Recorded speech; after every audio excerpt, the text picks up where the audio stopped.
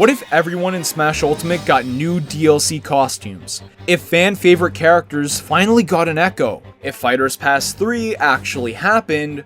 Or if we even got an entirely DLC story campaign mode?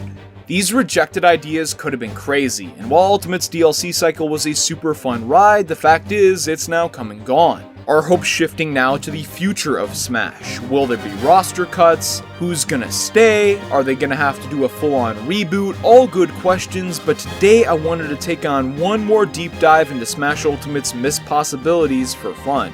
Crafting simple $1 possibilities of DLC and working our way up to the insane potentially $50 plus ideas there could have been.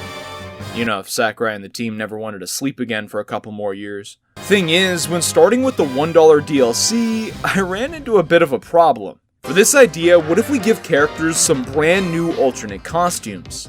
What are these? Oh, sorry, my bad. See, what a lot of Sonic mains don't realize about Smash is that if you open this menu here, right, and if you squint really hard, you can see that your character's look can actually change. You know, if you only play certain characters, you might not realize this. Some characters get absolutely fire outfits. Okay, maybe not literally sometimes. But as we see, many others, well, they did not. What if we change that? Let's bring back the Fire Mario, Black Yoshi, add new ones as well. Okay, maybe not those. The possibilities are limitless for this, but the problem that I was alluding to is Ultimate already sells DLC for less than $1 right now. Maybe I should have rethought this concept then, huh? The Mii costumes go for 75 cents each, and as much as I think we all want that Black Yoshi skin back, paying that amount or more for a single palette swap is kind of insane. Especially for those people who want to pull a completionist and go and collect them all. Although maybe it wouldn't be the worst thing to punish that type of mentality, I don't know. There's 3 ways I think they could go here. What if you can buy a pack of new costumes for the character of your choice?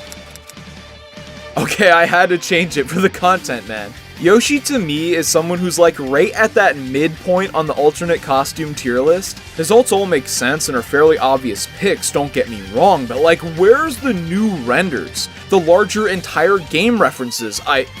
Again, that's not what I meant. Yoshi's been in a bunch of stuff, let's showcase that. Sure, bring back a few of the most popular colors that are still missing, black, white, orange, but with Mario RPG being all the rave, why don't we get someone like Boshi added in? The iconic glasses, the chains, To me, this is what an alternate costume is all about. Builder Mario gets a completely different concept, look, and reference in there. Olimar's, Bowser Jr.'s, and others add entirely different characters to the same slot. Why doesn't everyone get stuff like this? I'm not saying this should be for every single Yoshi ult, but if we're paying for DLC, there should at least be some. I name-dropped Sonic, okay? We should at least showcase his potential. Is getting, at the bare minimum, stronger color changes like red for a Knuckles reference or pink for Amy really too much to ask? Or maybe incorporate the look of classic Sonic into one of them since his moveset is almost entirely based on those older games anyway. There is so much potential for character-specific packs, especially for the ones that really need it. But maybe selling ults for only one character at a time doesn't spread the love enough for those who like playing a bunch of different characters in the game. My second idea for this $1 DLC might be my favorite, coming in theme packs. The Legacy Pack could bring back some of the forgotten ults or looks from the past, give us more of that nostalgia. A Modern Pack could be super useful to update designs of characters to their newer games that just weren't available to be in Smash at launch. What about an Ultra Egos Pack, specializing in those different character references? Funky Kong, Miss Pac-Man, there's so many options here. Or what if we got seasonal packs? Now, I know this can be a bad look if not done right, as it'll seem like milking, but I feel like if these actually had canonical reasons, they could work. Like in summer, release Mario in that Isle Delfino getup. Halloween could have a bunch of options, just give us some of the more evil and spooky sides of the existing characters. I could go on with these all day, it's so much fun to think about, and I just can't wait till we get to the $5, $25, and even $50 DLC ideas to see some even crazier stuff. But this third option for the ults, to me, kinda gives us the biggest hint as to why it never actually happened. One big set of DLC giving every character new alternate costumes. On the surface, this would seem like the most fair way to do it. And it would keep that pesky UI consistent, not having a bad look, with certain characters having 9, 10, 12 ults, and some still have 8, which is an issue with the previous 2 ideas. You know, if that bothers you. But that's exactly the problem. Not every character can get 4, 6, 8, whatever the number you envision. They can't get more interesting costumes that would be added in as DLC, since there are restrictions on many within the roster. Think about how bad it looks already when Sonic doesn't get any unique looks. Pac-Man doesn't, the Final Fantasy characters, oh my. Even some IP Nintendo is much closer with, like Pokemon, are very restrictive on how certain characters are portrayed. They don't want to change their core look too much for recognizability. If we got costume DLC like this, even this, with these same characters getting left out, could you imagine the reaction now? Especially when people are explicitly paying for this. I think with how hard it seems to have been to get Square Enix characters in the game in the first place, they might not want to take that heat. But with this next DLC idea, we certainly wouldn't have that problem. An Echo Fighter Pass. This is something a lot of people were asking for during Ultimate's early days and waves of DLC. While Echoes are nothing new to the series, clones have been around forever, I think outright branding them like this has created a lot of transparency. And like making new costumes, this would seem like some DLC so much easier for the devs to create than entirely new fighters, while still getting characters people wanted to see included in the roster.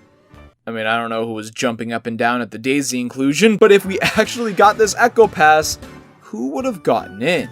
Well, for something like this, if they wanted to make this DLC as more of a budget pass, you'd probably keep it to that same 6 character number with not much added content coming with each of them. But let's say Nintendo likes this type of money, and we want to charge a similar amount to the other 2 passes, and if that's the case, we gotta make it more worthwhile. Let's bump the number of new Echoes up to 9, potentially 3 that come with next to nothing else, maybe rip a couple of existing music tracks from their game, 3 that comes with full-on new music added in, and 3 that come with the full and complete package, stage, and everything.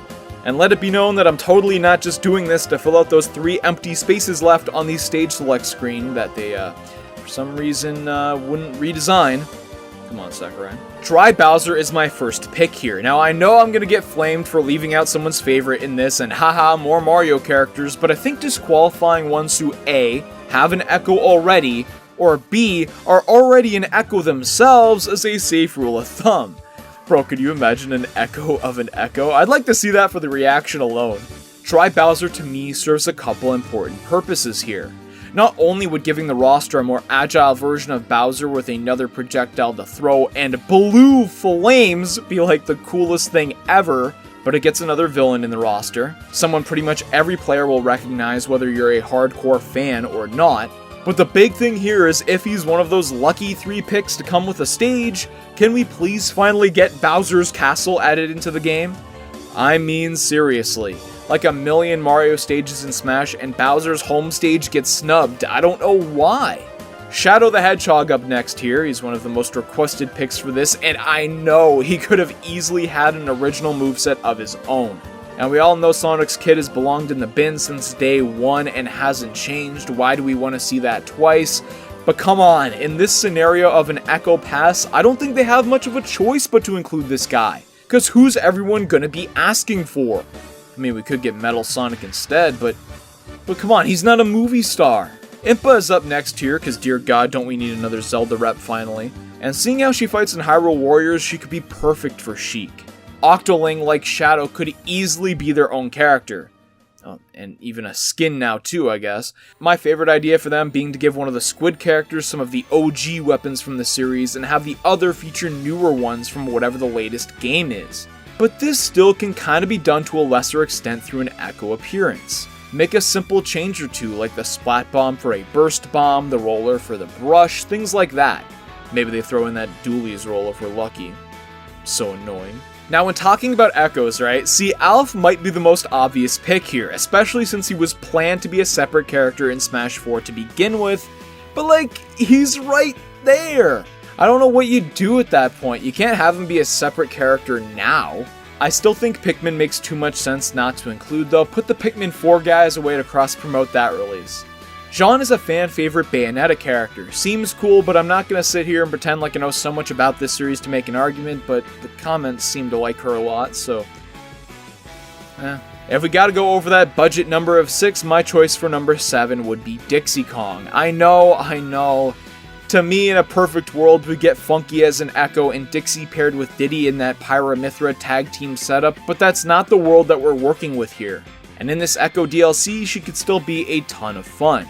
2 quick last ones here are Proto Man for Mega Man and Zack for Cloud.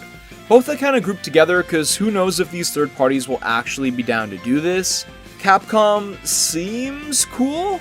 I mean, we got Ken as that Ryu Echo. Zack would be great, and I actually think one of the most likely picks if Square is actually down for it, because there's no Crisis Core content at all in Smash Ultimate, and Cloud's ult referencing him in Smash 4 was kind of removed for this version. But don't worry if these seem too off the board for you, we've always got Birdo for Yoshi waiting in the wings. I still can't wait to get to the crazy $50 DLC possibilities, but first up, the $25 DLC, which is probably the one that people have had the most questions about. Fighters Pass Volume 3.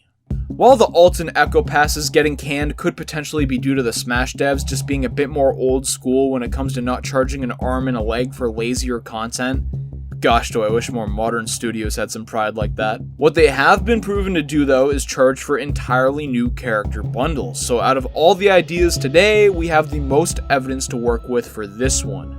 If we're getting 5, or potentially 6 more full-on DLC fighters, where do we even start? Seems kinda counterintuitive, but the first place I thought to look was the characters that ended up being Mii costumes. The Miis? What? That's like saying we should look at the assist trophies and copy-paste Black Knight into the game. Yeah, I'm sure there'd be a very civil response to another Fire Emblem swordsman in the roster. But looking at the Miis isn't like looking at assists at all. In this scenario of a third Fighters Pass being planned out in advance, some of these guys likely wouldn't have gotten Mii spots and became fighters instead.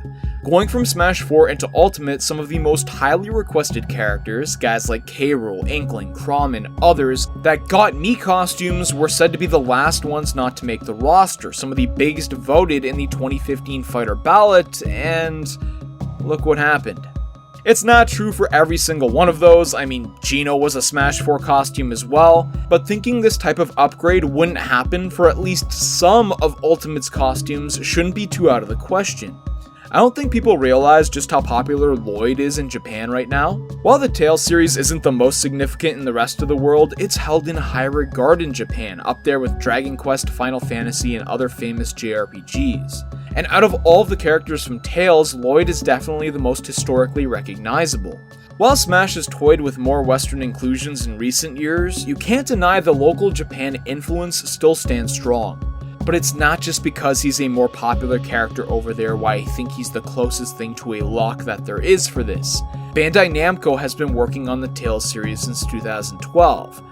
And guess what other series they've had a lot of involvement with in recent years? This guy got his Mii costume role in Smash 4, and it took a suspiciously long time for it to return in Ultimate. Wonder why. But no matter how likely you may seem to make the roster, you've got to have some kind of moveset options and be fun to play. Whatever that means, it seems to be very subjective these days. DLC fighters tended to have a gimmick, except for a certain exception, and Tales can easily have one that fits. The basic and arcane, or more advanced, moves would fit seamlessly into the A and B attacks of Smash. And hey, if Nintendo got lazy, they could just yoink a moveset from the Super Smash Flash games too. But who the hell is Lloyd anyways, right? Let's get a big name from everywhere out of the way here. For pick number 2, for the love of God, can we finally get Dr. Eggman in this roster? If we don't get the Echo Pass, if our evil edgelord of the Sonic universe doesn't make his debut in Nintendo's premier fighting franchise, we need to get someone else from Sonic. And Eggman to me is the ideal and most likely pick. If Sonic's moveset is that garbo, do we really want someone like Knuckles or Tails for fear that they're just derivative of it in some way? Because if they are a completely original edition, it's going to make Sonic look that much worse in comparison. It's kind of like that alternate costume debacle from before. And I love Amy, but like, come on, no. Eggman fits a villainous role for the series, something that Ultimate was very keen on adding for various franchises, even adding one for a third-party character in Fighters Pass 2. I've said this before and I'll say it again. To me, the reason why we haven't gotten a second Sonic rep for all this time is for no other reason than they just weren't high enough on the priority list. Nintendo's got a good relationship with Sega now, way different than it was back in the day. To Sakurai and the Smash team, there's no need to throw Eggman in Fighters Pass 2 and miss the opportunity to add someone like Sephiroth, a Square Enix Final Fantasy villain rep, to this roster. An opportunity that may never ever come up again. The opportunity to add Eggman, Knuckles, Tails, Shadow, even Amy, that'll always be there if they really want it. But if we got the opportunity to add 5 more characters in a fantasy scenario like this, ain't no way he's getting passed up again. People ask for him too much. Unlimited moveset potential from a variety of games with the Eggmobile, a recognizable reveal for everyone. You almost have to make an argument why not to add this guy to Smash rather than why he should be added. Okay, back to the Mii costumes. Another glaring omission which made me go like, what is going on here, is Monster Hunter. This is one of the most interesting situations to me, as I was almost 100% adamant that he would get into Smash at some point for a variety of reasons. First of all, Monster Hunter is a very popular franchise right now, and unlike some others that either aren't on Nintendo consoles at all or haven't been on in a long time, Monster Hunter has been there. They've been around recently, they've been on the 3DS. It's no wonder then why Rathalos was added as a boss to Smash Ultimate to begin with. There's already Monster Hunter representation in the game. We know this is on the table and something that can be done. So when Rise comes out in 2021 with a very impressive launch on the Switch, beating a whole host of more established Nintendo properties in sales, it only makes sense to bump one of their reps up to a full-on playable roster spot, so we could get that hero versus villain matchup with an actual Monster Hunter from the series. It just didn't happen. I can get why they weren't needed for the base game necessarily, but a DLC role? Man. This absolutely would have happened if we got Fighters Pass 3. His moveset gets a bit controversial with people though. Byleth to many is the biggest reason why Monster Hunter can't be a fighter. Many say the way Byleth fights would be too similar to how Monster Hunter would battle, but I don't really buy that. Most of Byleth's weapons that he cycles through aren't the same as what the Hunter would use. This guy could have a giant hammer which trades heavy attack power for being really slow and having a lack of defense. A hunting horn that increases stats to add a unique gimmick to the character. There's a whole host of things that could be done to make him stand out. The franchise deserves this spot, it can work, I think it happens.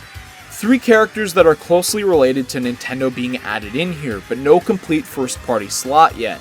There's always been some in these passes, and while I don't think we should get absolutely married to these patterns, how can you imagine a DLC pack for a Nintendo game with no Nintendo content in it? That's why for pick number 4, I'm going with Alear from Fire Emblem Engage. I'm kidding. Not saying I don't see it happening at all, just a wee bit, but if this development started anytime after that Byleth reveal, man, I don't know.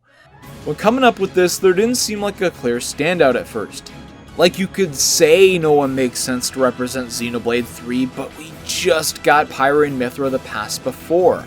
I mean, Elma for the Xenoblade X representation would have been nice though. Waluigi and Toad are cool, popular Mario picks, but both are prominently featured in the game in other ways. Why add them as a full-on playable roster spot now? Wait for a future entry. I think we gotta go back to that same principle that I was mentioning with Eggman before. Who makes sense to release now that there might not be a fitting chance to launch later? The first of these 2 Nintendo picks I have is a Gen 9 Pokemon. During the time this DLC would be developed, a Pokemon from Scarlet and Violet could easily be provided to the team in concept, kinda like how Greninja was for Smash 4. Is it possible we get a Gen 8 rep instead here? I guess, but I think the marketing idea of releasing this DLC in the build-up to Scarlet and Violet's launch, in the same year that we also got Legends Arceus, I think that's really appealing to the Nintendo executives, and who knows? By the time the next Smash comes out, odds are Gen 9 won't be the most recent one, and we might not get the opportunity to have this type of cross-promotion again. which, while not my favorite philosophy by any means when adding a new character to the roster, is something that has always been the case for Smash with this series in particular from the beginning.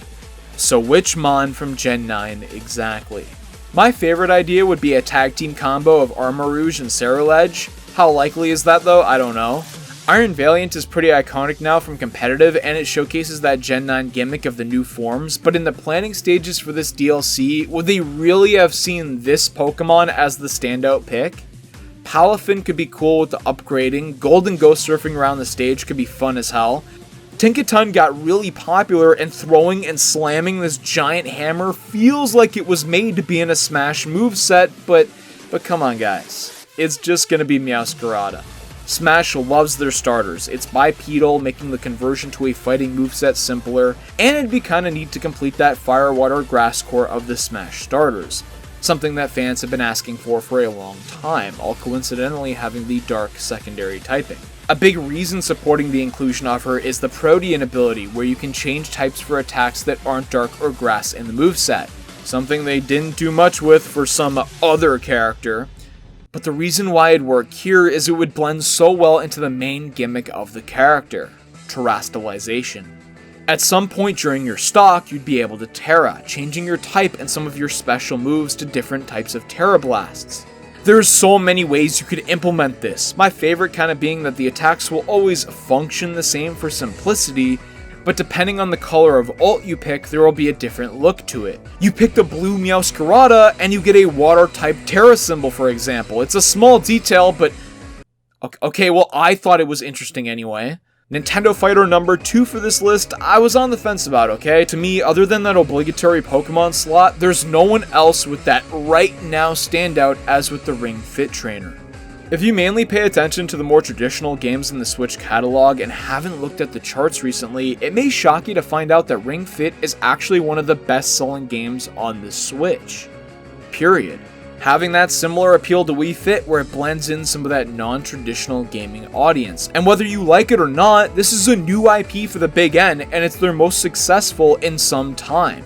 The idea that Ring Fit would be synonymous to or an echo for Wii Fit is pretty ridiculous when you actually go through the campaign, as there's so much more to this character that can work in Smash. In a similar vein to Shulk's Monado Arts, similar to this, Ring Fit has multiple move types she can use: leg, arm, abdominal, and yoga. Throughout the game, you'll constantly be changing your skill wheel with the moves of the class that'll work better against the foes in your area. The gimmick for this fighter is sitting right there. Either straight up rip Shulk and say like leg moves can make you jump higher and arm improves your smash attacks, stuff like that. Rip Sora, where once you use one type of skill it shifts in the wheel to the next. Or my favorite, which kind of gives an homage to these while still being a standout on its own, is having the manual switching, but when you use attacks of a certain skill enough, you'll get the advantage pop up, and like a Limit Break-esque situation, now you can unleash powerful versions of these exercises on the opponent. I see Ring Fit joining this roster just to get that stare down with Wii Fit in her trailer. And to be honest, if I'm Wii Fit, I'm pissed for real, cause when I get cut in the next Smash game, I'll be looking right at that person who's taken my spot. I know Fighters Pass 3 might only get 5 since Piranha Plant was a fun but dumb bonus, and Sora, well, they didn't know if they were gonna get their hands on him. And I know we need to move on to the craziest $50 DLC idea, but I gotta throw in a quick bonus 6th pick just in case. And okay, there's a lot of options here. Some pie up in the sky, and who knows if they realistically can pull it off. Like if Crash or Spyro, these Activision reps, if they were really on the table, why haven't we seen them in any of the spots so far? And certainly after the Microsoft acquisition, that should have put plans of that, if there were any, to an absolute halt. We could say Doomguy gets the upgrade from the B slot, but then why him and why not Cuphead? Why not Sans? Why not the Skyrim guy? Like, there's a bunch of characters here. There's a laundry list of them that are all pretty much in the same boat, who aren't screaming that they need a full-on playable spot like the Monster Hunter and Lloyd. Let's look elsewhere. Nintendo and Ubisoft have had a great relationship in recent years. Rayman's been requested for as long as I can remember. Is he my pick here? Well, no. I think people really want him over here, and so do I especially, but he's not popular at all in Japan. And sure, neither are some other characters that we ended up getting, but I find the Rabbids are even more likely at this point than Raymond. Hate me all you want, they got the Mii costume, they got the crossover with Mario, one that even got a sequel. Now let's not talk about how well that sequel performed, but they were really well known at this point. A Rabbid hero combining or being able to switch between the powers of the cast in this crossover I think would actually be such a fun concept, but come on. If I was a betting man and I was betting on one singular character, I'd have to go with Bandana D. First party character, so it kinda aligns with the half and half approach we've seen with the other two passes. Very highly requested both in Japan and the rest of the world. Completes the main four of the Kirby cast. He's got a lot going for him, and can use techniques for more modern Kirby appearances in his kit, giving the franchise some much needed variety. But hey, it's just a bonus pick, don't flame. While the real reasons for not getting something like this are pretty simple, it would have been a lot of work, and really at what point do we start seeing diminishing returns on this type of thing? This team is likely working on the next Smash game by this point, and I'm sure a few of these characters are going to still have the chance to appear there too. Well, maybe not all of them. One can kinda see why a Fighters Pass 3 never happened, but now we're gonna move on to the insane $50 DLC. Are we gonna see the return of Smash Run, Smash Tour, trophies? Well, while these all could have been little fun bonuses, I think if people were paying a heftier price for this, we would have to see a full-on campaign. World of Light in Smash Ultimate was a fun excuse to go through, try all the characters, try some unique battle concepts with the spirits, but dude, I think we've been forgetting what the main appeal of Smash Bros. Is to the majority of people. Yes, some fans love the competitive scene. Yes, some fans just like the trailers and the reveal cycle, but at its core, the core of Smash when it first came out was the appeal that Mario and Link were in the same game. DK could fight Pikachu, Kirby could fight Jigglypuff, your favorite Nintendo icons, and now just gaming icons in general crossing over. It's great! But they don't do that much with it other than just having them fight in random matches. Where is the character interaction? Palu's guidance is great, but it's one stage. Give us more stuff like this.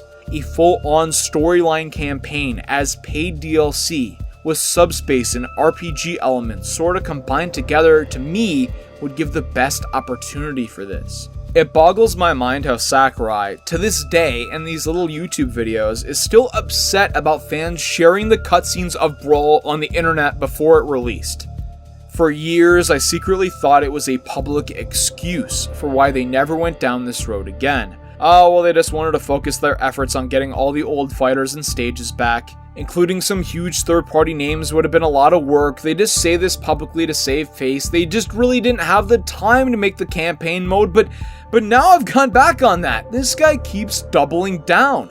Sakurai, I think everyone watching this video loves you and what you've done for Nintendo, but we're in the age of the internet now and it's not going away. We can't think this way forever. Every story-based game out there is victim to this. It makes me think, like, behind the scenes, if something like this was actually proposed, it could have been rejected on the spot for this very reason, and that's such a shame. But what if this campaign actually could have been done? Maybe it didn't have as many of these in-depth cutscenes, maybe it focused more on other aspects, and the more I think about it, the more you might want to have 4 or 5 different routes for something like this, each with their own protagonist and theme.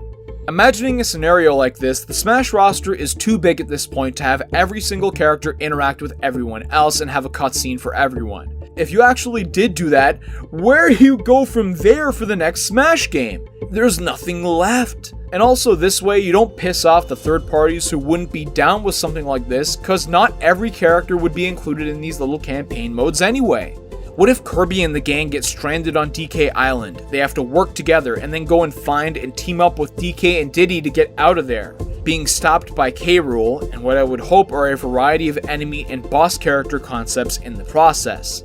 What if Pauline gets kidnapped from New Donk City and Villager with the help of Isabelle has to run for mayor to save the town?